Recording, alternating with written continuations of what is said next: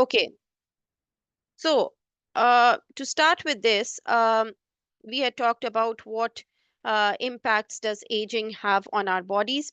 We're talking about the fourth learning outcome, which is the last learning outcome for this course. So we are trying to understand the effects of transition and significant life events.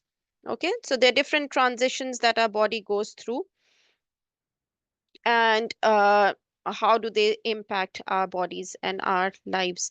We'll talk about that. So this is the indicative content. So transitions and significant life events, what are those? We'll talk in detail about infancy.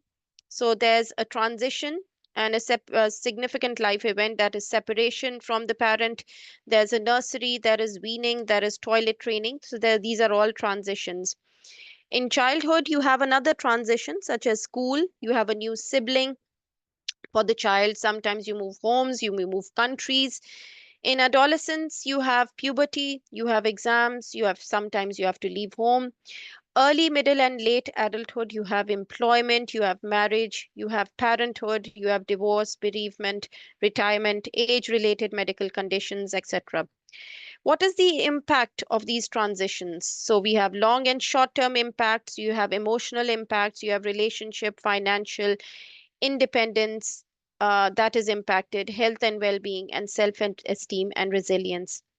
Health and social care practitioners in supporting individuals. So how do they support? What is their role? They take action, they promote health and well being, they meet individual needs. They're there to meet the needs of the families, carers, and the friends. Then, what is the impact of person centered approaches on support provided by practitioners to individuals who experience transition and significant life events? So, it's they're there for preparing individuals for transitions or events such as having a baby or getting married. They're there for supporting the needs of individuals during transition and events. They're there for assessment of needs. They're there for action planning and goal setting, planning, choices, and independence. Okay, so what are life transitions? If I ask one of you, have you gone through a recent life transition? If any one of you could comment on this.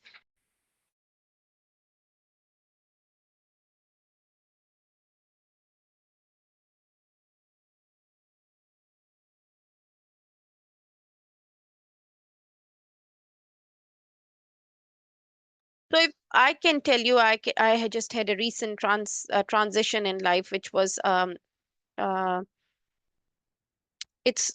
I migrated. So that was a recent transition for sorry for me, for my family, and then we moved to a new home. So that was also a transition. So for some people it might not be a big transition, but for some people it is. Um, Anything that you've gone through, if you don't mind sharing with the group.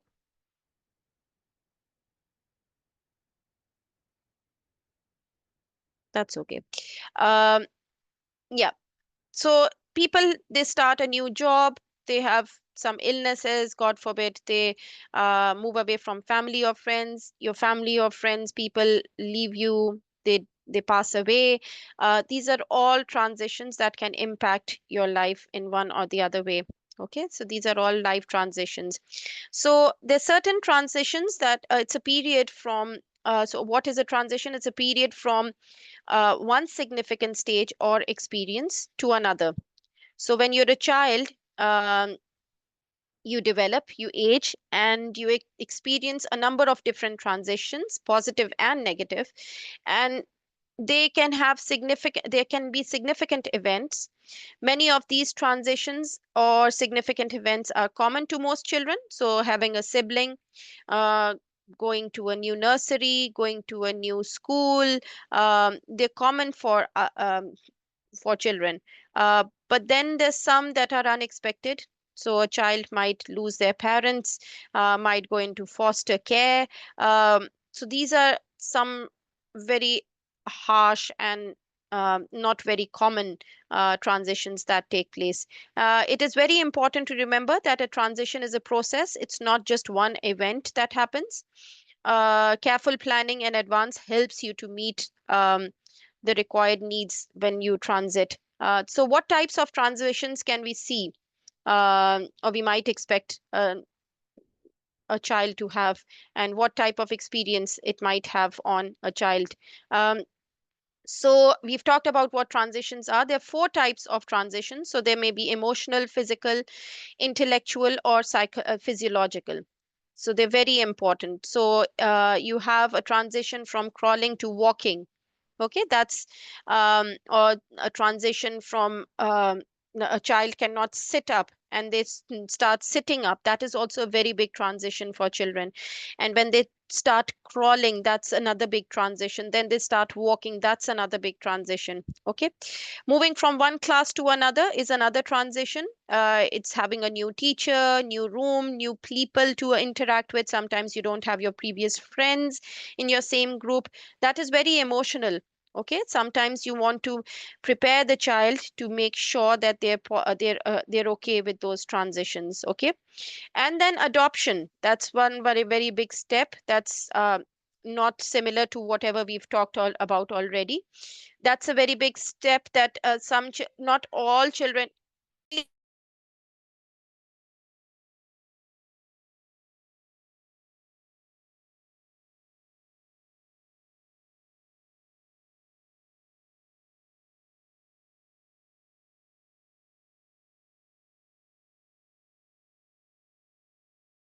Sorry for that.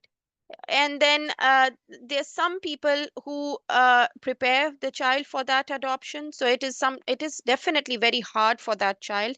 And how you prepare that child for that transition, it's that's the important bit. um, so the more you support a transition, the better you have chances that the transition will go smoothly, whatever type of transition it may be. Okay, so we are describing here what the impact of the transitions have on our life events. So sometimes there's bereavement. People go through bereavement. That is because of a major transition in life. So such as a misfortune, you lose money, you lose people.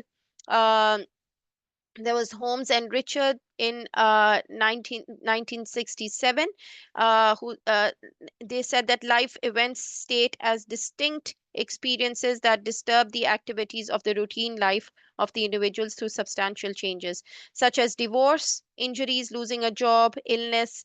Um, so we have to understand the situation in order to understand what type of impact it may have.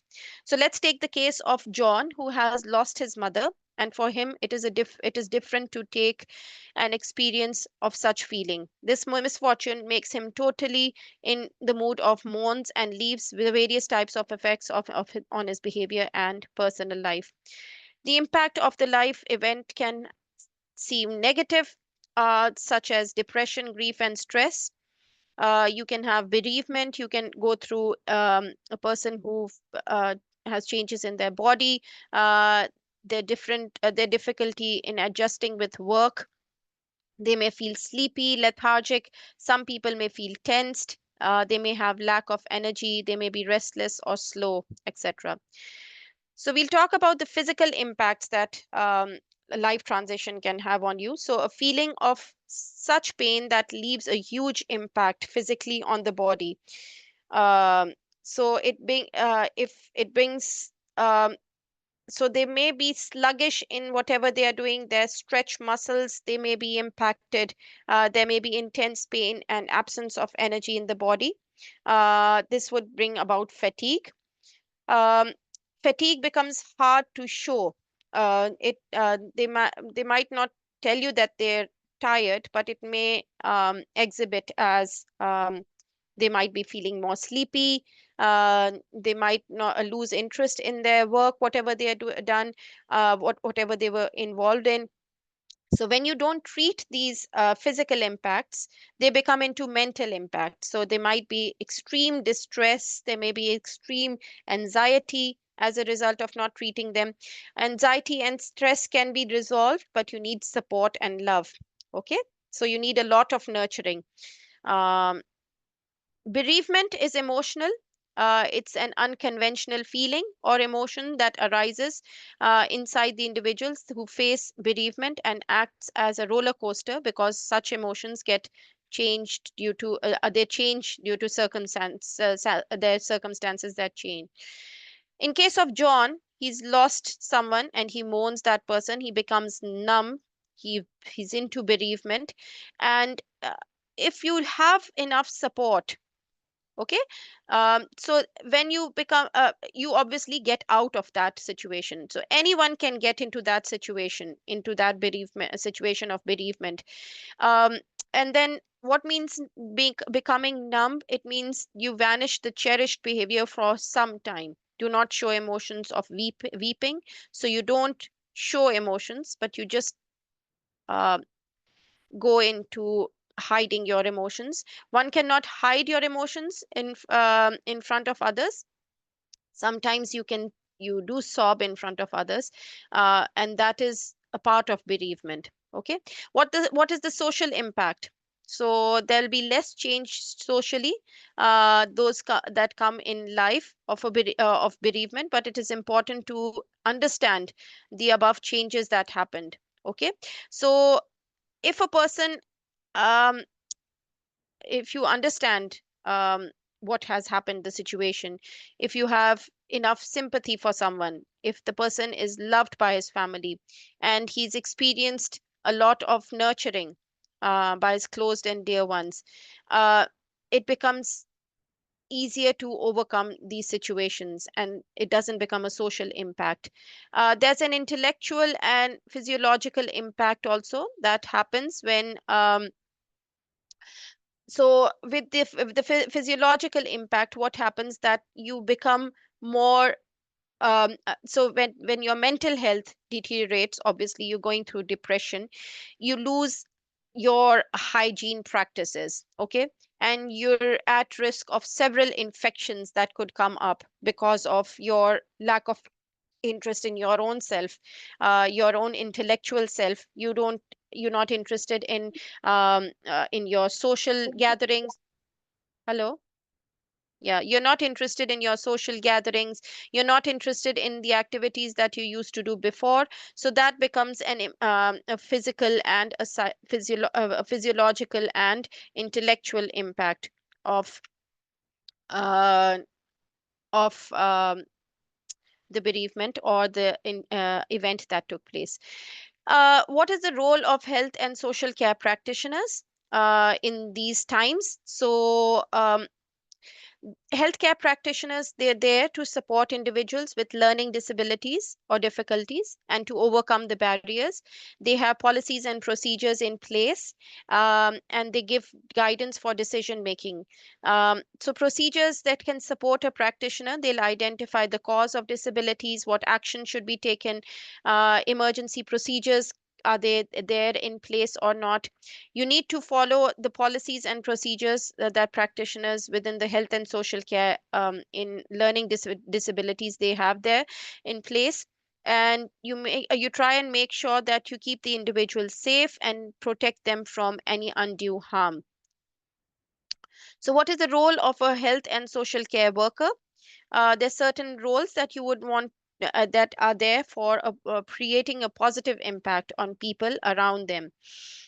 So it's providing care for family members in certain situations when they need support, care for individuals facing trouble of conflict in various relationships, people facing challenges of old age, individuals with mental disabilities or distresses, addicts of alcohol or other drugs, physically disabled people having independence issues and facing isolation from the society, people with financial issues who struggle to get by, who get they struggle to live a comfortable life. Social workers have the right to intervene in the family or private life. What are those cases? When individuals need to be protected for themselves and prevention of harm to others because of their actions. So, for instance, there's a person who is maniac or who's psychotic. You would want that person to be dealt with a social worker who will protect them and then protect the others who can be harmed because of their actions. In order to promote human development and security, that is when social workers can intervene in your family or private life, encouraging of for social inclusion and healthy participation during the lifetime, people with learning disabilities, children with emotional shortcomings, children with special needs, adults who need establishing their independence and dignity again, old women and men. So we'll talk a bit about what learning disabilities are.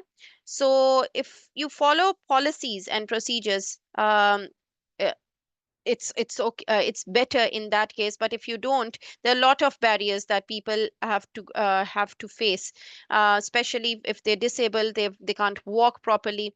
So policies and procedures, they're there to train staff and individuals who have developed recent disabilities and provide better opportunities for people with learning, that is necessary, and providing necessary support to live their lives as they wish and have informed choices and decisions. So when you work within policies and procedures, it can prevent discrimination and take away the stigma.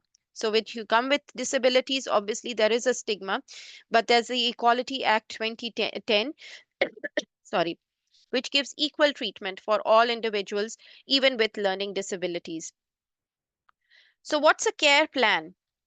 So, healthcare workers, they have several care plans in place that are there for you, to support you. So, it is important that you have a care plan in place for an individual as a healthcare worker.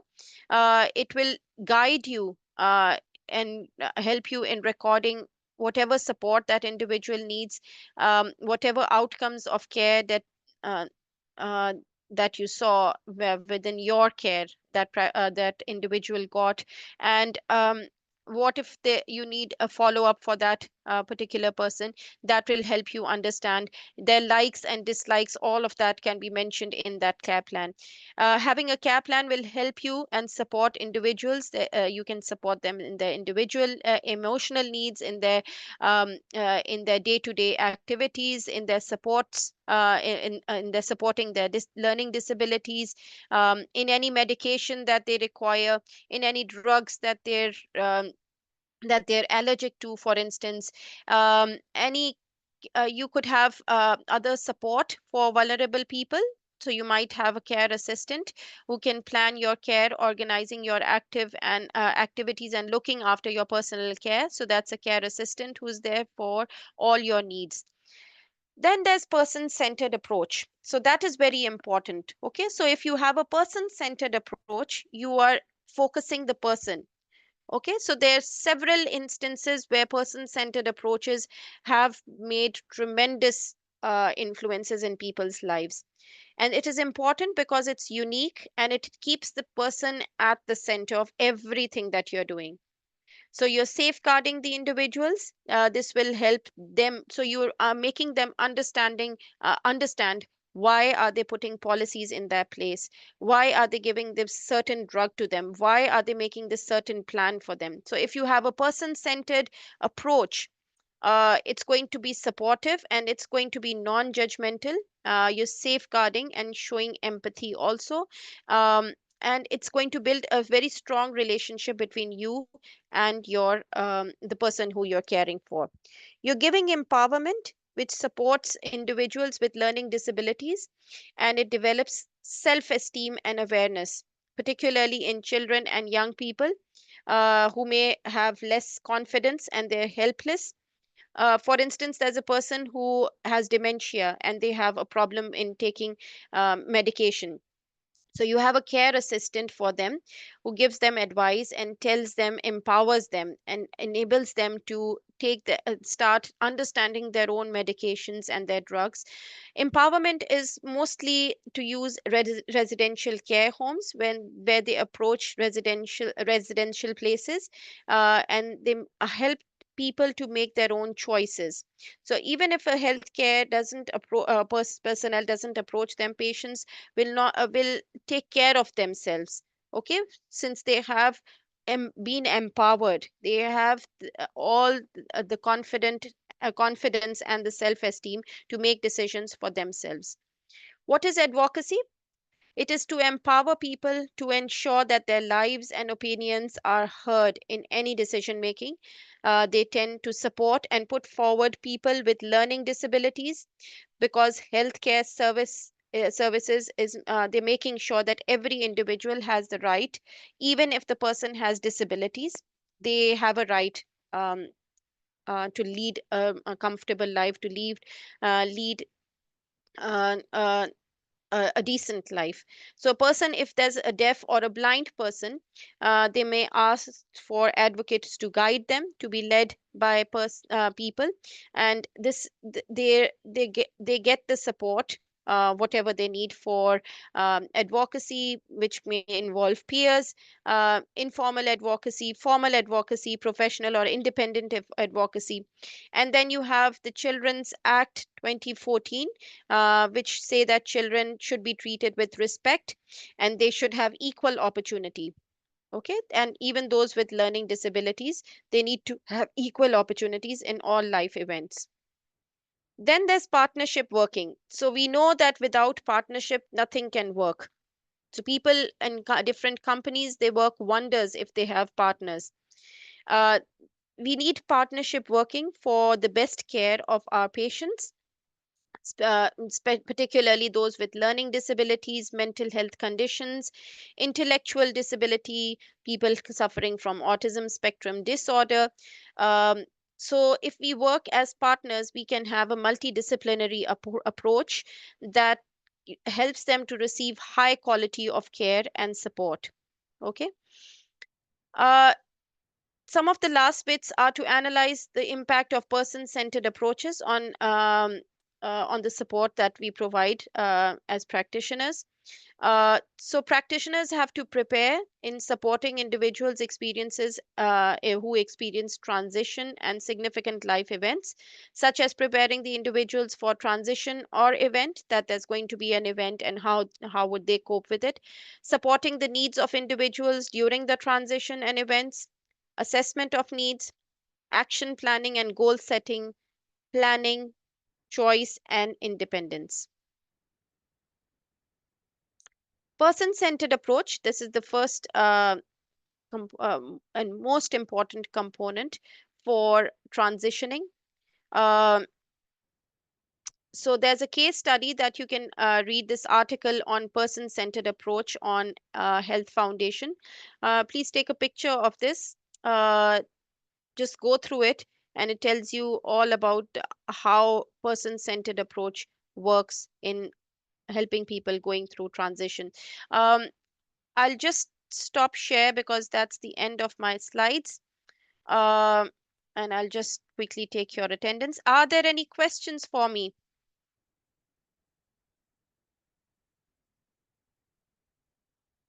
Any questions?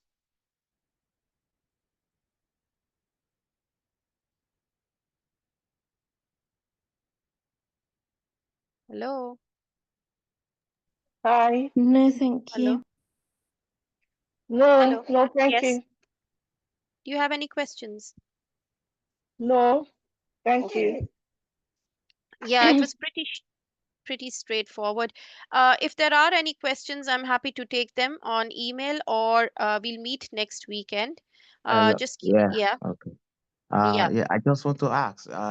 All the lecture you have been giving us, why are you going to be sending it to us by email? Maybe the recording one, so that Yeah, because now yeah, I'm at work, so I just do it when I come back home to listen to it again. So if yeah. you can Just do that, yeah. What I can do, sorry, stop recording this session if that's okay. okay. So what you can do is that you can just email